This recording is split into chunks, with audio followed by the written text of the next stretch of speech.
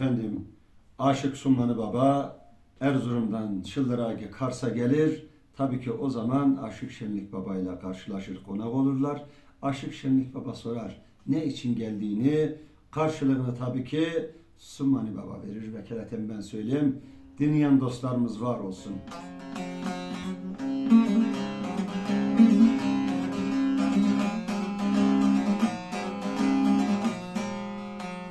Osmanlı'nın elinden ezmi rah ettin. Ekim ustayı sen bu yana gelirsen,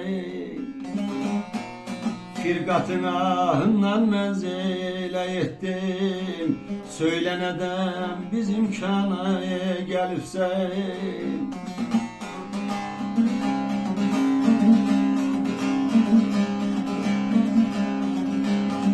Allah Summan Baba. Osmanlı'nın elinden ezmi rah ettim. Nasip kısmet için nana gelmişim.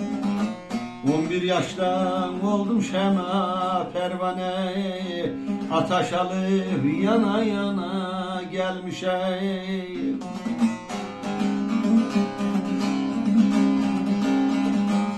Ben bilirim aşk ehlinin halını, aşıklar kaldırar beyli kalını.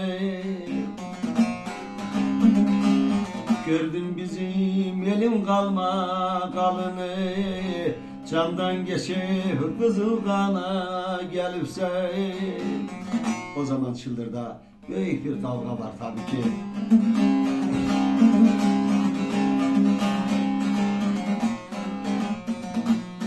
Evvel hizmetim var Elif Abaya, hak kulun emeğini vermesin zaya. Bir can borçlu idim bari Hudaya, verme için can kurbana gelmişim.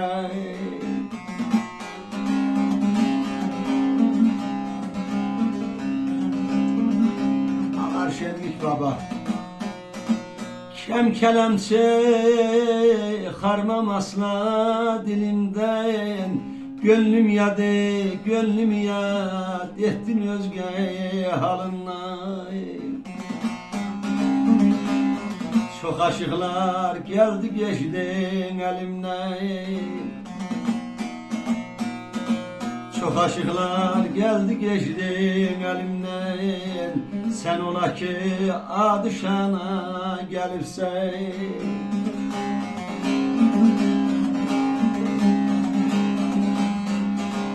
Allah Summan Baba. Dost eline varmak aref dediler, dostla görüşmeye şeref dediler. Senin aşk ehline sarraf dediler, kıymet için cevher kana gelmişim.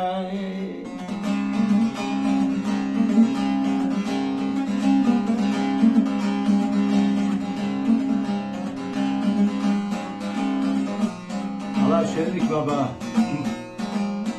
Dertli şenlik çoktan duymuştur adın, kaçıncı bayıptadır kalbi Kütahya. Menimine nüfet miydi muradın, yoksa bilmem imtihana gelipse. Menimine nüfet miydi muradın, yoksa bilmem imtihana gelipse.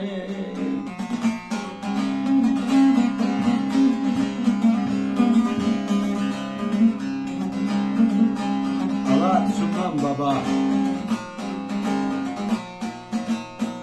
Summanı baye cummaz şefket şanındayın, gönül müracaatı merdi merdanlayın.